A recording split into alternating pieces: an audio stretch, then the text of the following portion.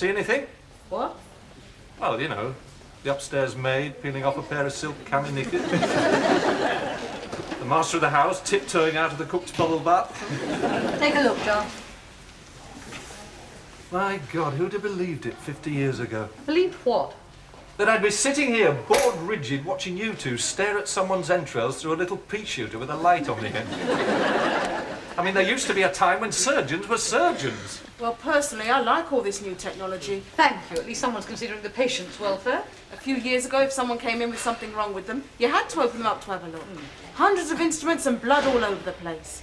Nowadays, you just make a little incision, you pass the tube down. Exactly. It's cut down on the washing up just like that. Giles, what are you doing? Oh, well, you asked me to have a look at the appendix. You have a look at it, not establish its religion. Sorry. Michael, can you set up for the next patient? Well, what's the verdict? It seems all right, nothing wrong with it. Good! Nothing wrong with it. Now, Mr. Copeland, who doesn't do laparoscopies, would have opened this patient up and removed the appendix anyway. What do you think of that? Well, Excuse me? It's obvious what he thinks, isn't it?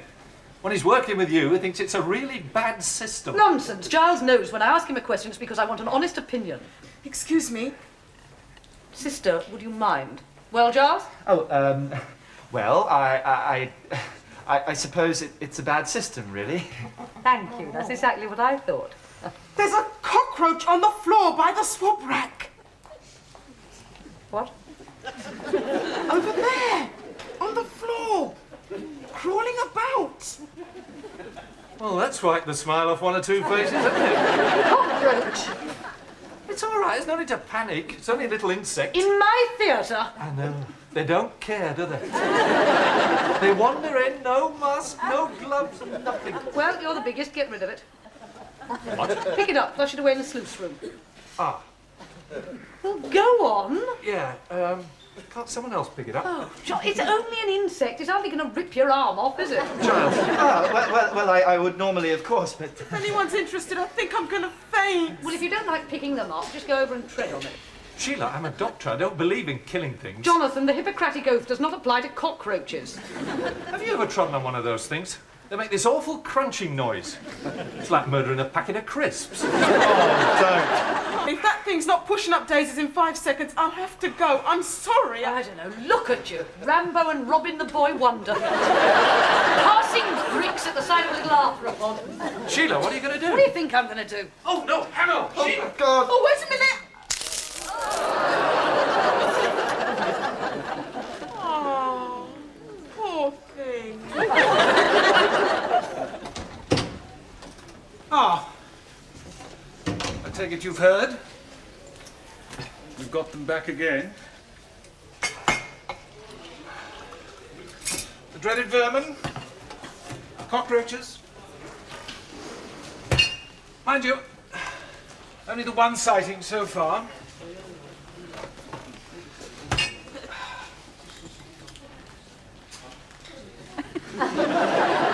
Worrying though, apparently it was dressed as a porter, almost got in unrecognised.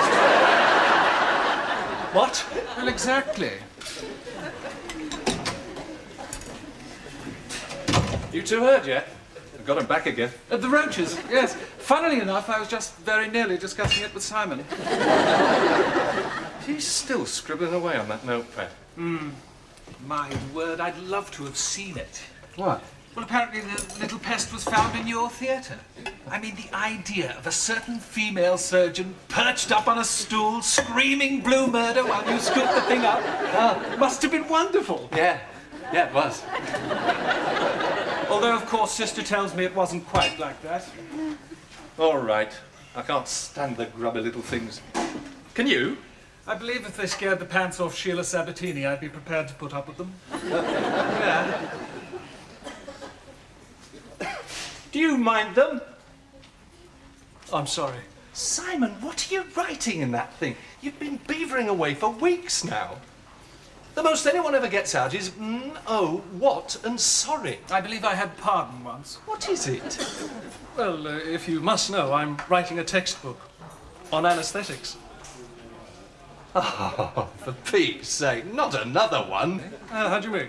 My dear fellow, Everyone has written a book on anaesthetics. People who aren't anaesthetists have written books on anaesthetics. Milkmen have written books on anaesthetics. There are hundreds of the blasted things. Anaesthetic drugs, anaesthetic equipment, Anaesthetic techniques. the correct underpants to wear whilst giving an anaesthetic. Anesthesia in Burgersdorf, Burundi and Buka Cha-Cha. What makes you think there's a gap in the market for another one?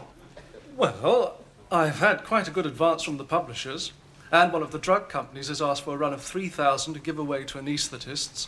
Plus, the postgraduate teaching committee saw a synopsis, and they want to use it as the standard textbook on our anaesthetic course. Oh, plus it'll go on general sale to the public. I mean, if that's not a gap, it's quite a reasonable crack. Good Lord. Joyce, this is supposed to be a modern hospital, not a Charing Cross soup kitchen. I know, it's not my fault. We'd all been hoping they wouldn't get this far. How do you mean? Well, keep it under your hat, but they have had slight trouble with cockroaches in other parts of the hospital. 2 in outpatients, 1 in the GU clinic, and 26 in the staff canteen. 26? I know, it's incredible. If there's one place where I thought they'd all get killed off. Are you sure it was a cockroach? It was a cockroach. Yeah. Well, Well, what? well, I know if this gets out, it may attract a few journalists, but I thought you might do something slightly more than touch up your nail varnish. Sheila, we've done all we can. We've called the pest control people and they just can't come straight away. Why not? They're doing all the other hospitals in the area. Anyway, I'm not touching up my nails, clever Dick. I've got a hole in my tights and I'm trying to stop it laddering. You amaze me, do you know that? Why? You sit in that office of yours, all dolled up like a Christmas cake, and every time you go down the corridor, you have to whip it all off and put on theatre gear, which you could quite simply keep on all the time. Keep it on? No shoulder pads? No colour coordination? There's only me left. All right, come on, come on. Let's see what you got. Now listen, if you're going to make jokes, I'd rather do it myself. Now, you know this is red. Oh, well, I got it off Cheryl, that's all she had. All right. My God. It's like painting the Forth Bridge. Joyce! Oh, no. Oh, come on. I didn't ask for your help anyway. If I'd said the Golden Gate Bridge.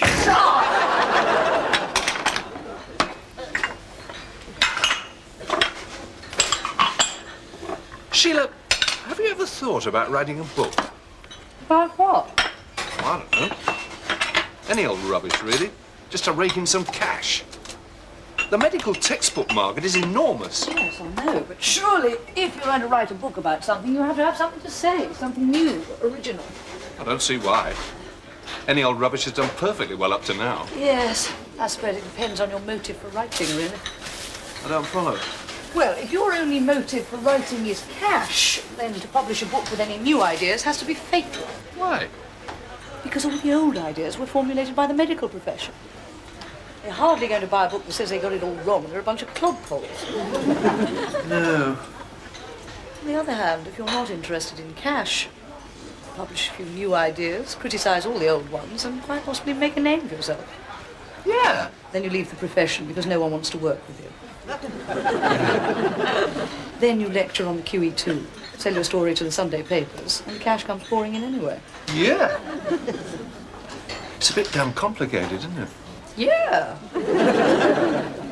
Right. 1 egg and cress. I'll have the cheese salad. And I got you a pasty and a cream bun. All right? No, it's not all right. I asked for egg and cress, same as Jonathan. Sheila, how can anyone as skinny as you ask for egg and cress? You're a bag of bones. I am not. Of course you are. That's Jonathan. Look, why are we eating here anyway? What's wrong with the canteen? Let's just say there are 26 good reasons not. 23. 37 more under the fridge.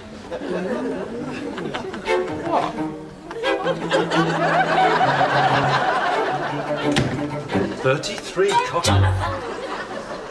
Trying to keep it quiet. There's no health risk to the patients. What about the health risks of the people who work The here? staff canteen has always been a health risk to the people who work here. Maybe now they'll do something about it. Sheila, cockroaches are dirty. They spread germs. I know. And if you remember, we found one slap bang in the middle of our operating theatre this morning. Now, maybe they live in the staff canteen. Maybe that one was just having a day out with their kids. But this is supposed to be a clean area. Which is why I've asked for the pest control people as soon as possible.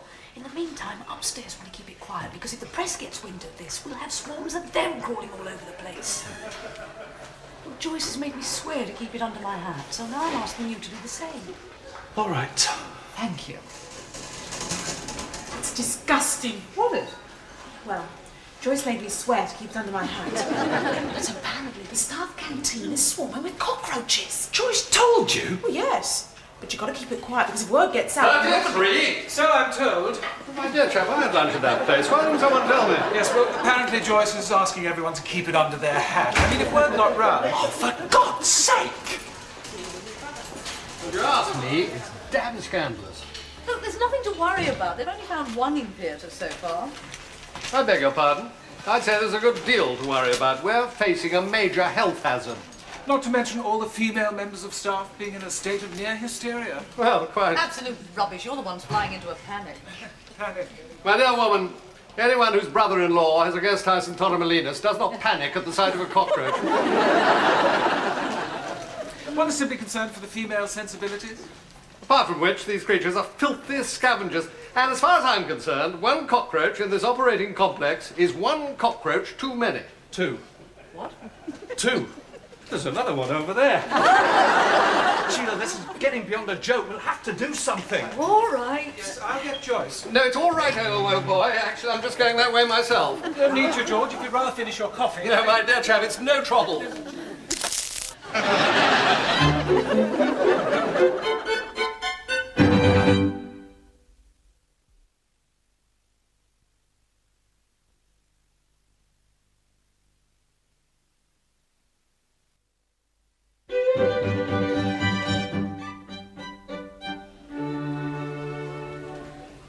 Jane, it's Giles. Hello.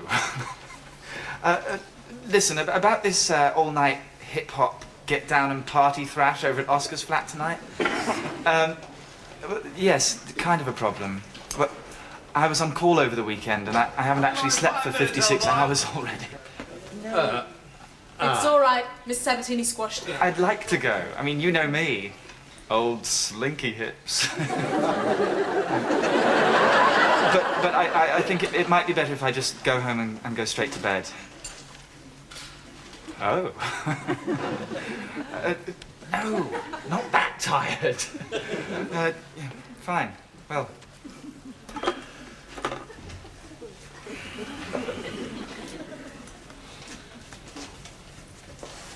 Slinky hips. Excuse me. So, basically, that's how it works. Any questions? Yes.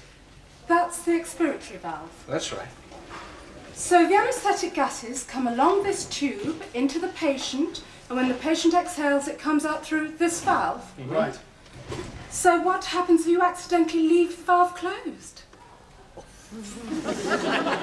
Well, you don't. I mean, the gas is still going into the patient, but it can't get out. But you always make sure that the valve is open. But what would happen if you didn't? Well, the patient will get bigger and bigger, and then something would give out, and then you'd hear this noise like a bath emptying as he or she shot off up the corridor. All right, that'll do for now. Come on. There's always one. It does happen. I've seen it. Yes, I know, but not often. The reservoir bag fills up like a football. Yes, but someone always notices. What would happen if no one did notice? For God's sake, don't you start.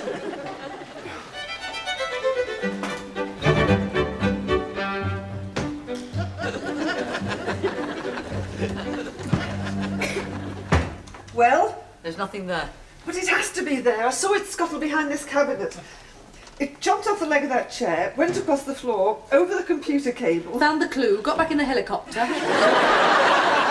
It was a cockroach. Look for yourself, there's nothing. I'm not looking. If I'd been happy to look for myself, I wouldn't have asked you to come in and look for me in the first Don't place. you think we'd be better employed ringing that number again? Tell them tomorrow afternoon is not soon enough. They've got to come in now and start spraying. I've tried that. They said they've got to do the most urgent cases first. Well, this is urgent. We found 5 of the blasted things already. 1 in my operating theatre, 2 in the corridor, 1 in here and 1 in the restroom. Well, apparently it's not enough. How do you mean? The Wycliffe have found 13 in their theatres. They're beating us by 8 cockroaches. So what are we supposed to do? Nip down to the canteen and ask if we can borrow a couple of dozen? I don't know. Anyway, the Wycliffe is a private hospital. We're NHS. Surely we get priority. You did tell them we're NHS? Yes. And? They said they're not surprised we've got cockroaches. Right. Joyce, give me that number. I'm not having some jumped up... No, you'll only make things worse. No, you know Joyce, what you're like. Joyce! Excuse me. Joyce, have you got the address of the people who make anaesthetic machines? What do you want that for? Oh, it's just something I'm working on. So I get in touch with them, you know, see what they think. What kind of idea? What kind of idea? All right. If you must know, it's a kind of foolproof expiratory valve. I mean, say you're giving an anaesthetic and you accidentally leave the valve closed. But you don't, ever. No, not on No, purpose. what I meant was it hardly ever happens. Well, not often, no, but when it does happen, the gases build up. But someone always notices. Well, just say they didn't notice. They always do. Well, just say they didn't, for Pete's sake. You asked me to explain this. All right. So? Right. So the pressure builds up and it could damage the patient's lungs. So I've got this idea for a spring device so that when the pressure does build up, the valve automatically opens and the gas rushes out, alerting the anaesthetist. Alerting the anaesthetist? How exactly? You have this kettle whistle on the top.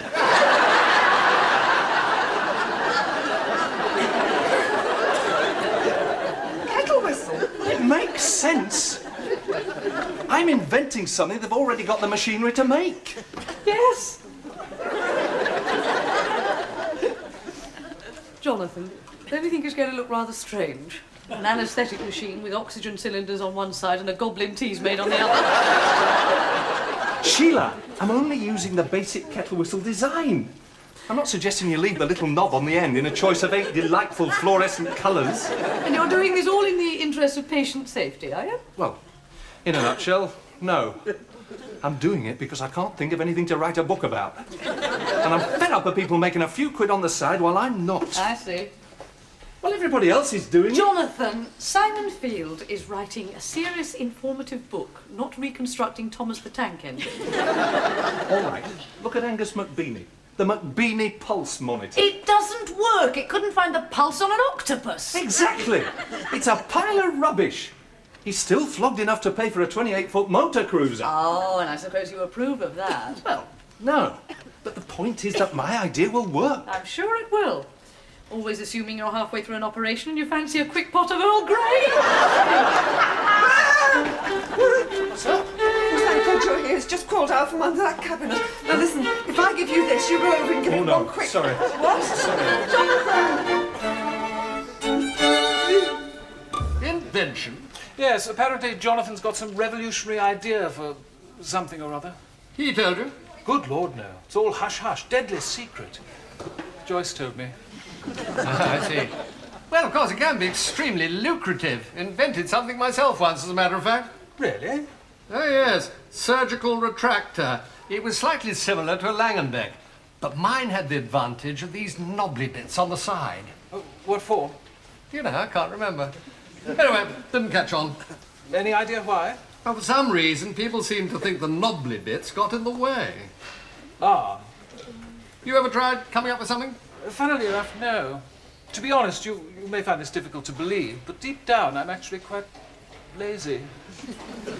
Good God! Of course, I do have one or two quite stunning ideas I should like to contribute to medical science. Really? Oh, yes, I just can't be bothered. Well, quite. Sheila, every day of the week, you surgeons and physicians trump in some new piece of equipment. The extracorporeal shockwave lithotripter, the answer to life, the universe and everything. Jonathan, that is different. That machine is a giant advance in non-interventional surgery. Yes, it is. And I bet the bloke who invented it is right this minute, lying in the south of France thinking, my God, that was a nice little earner, that one. Rubbish. Well, maybe not. Just because I'm honest and say I'd like to make some money out of something I've invented doesn't mean to say that's the only reason I'm doing it. So what's the other one? The chance of some perch from Typhoon 1 Cup? Sheila, who invented the Spencer Wells forceps? Jim Davidson. No, come on. I'm serious. Who was it? All right, then Spencer Wells, sir. And who was Spencer Wells? Well, he was an obstetrician or something. Exactly. Or something. The one thing that Spencer Wells is not famous for is for being whatever it was he was. What that name means to us is a little pair of forceps we all use every day. So you want to be famous? No, not famous. I'd just like to leave my mark on the profession. Wouldn't you like your name to live on for years to come?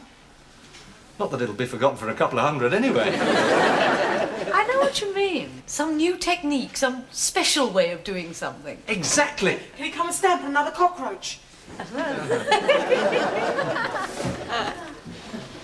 Jonathan, is this yours? I found it in one of the trolleys. Yeah, it's a new idea I'm working on. So I see a kind of foolproof expiratory valve. Yeah, I mean, say you're giving an anaesthetic and you accidentally leave the valve closed. But is it worth it? That hardly ever happens, surely. Never mind. I'm not saying it's a bad idea. I just think it's a bit, well, Heath Robinson. You mean it won't work? No. Of course it'll work. It's bound to. Sheila, if I can make one up tonight in my shed, I'll bring it in tomorrow and I'll show you. All right. And if it works, I will give you £10. You're on. And if it doesn't work, I'll give you 10. Right. And I'll bet £10 it won't work either. Well, you said just now it would work. Oh, I was just being polite. Wouldn't put money on it. Stone me.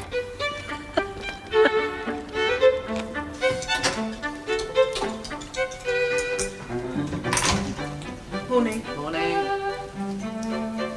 There aren't any, I checked. I wasn't worried anyway. Want some coffee? Oh, yes, please. Morning. You look like an American footballer. They're too big. Joyce, what on earth possessed you to do that? Vanity, what do you think? Well, well, it works. Works? It works. I've tried it. We didn't even know you were here. No, I came in early to try it out. And it works. Perfectly. What works? Well, where is it? It's in there. No, that's it. What? This is a foolproof expiratory valve. Ah, no, I couldn't get that to work. But this works. Well, what is it? It's a trap for cockroaches.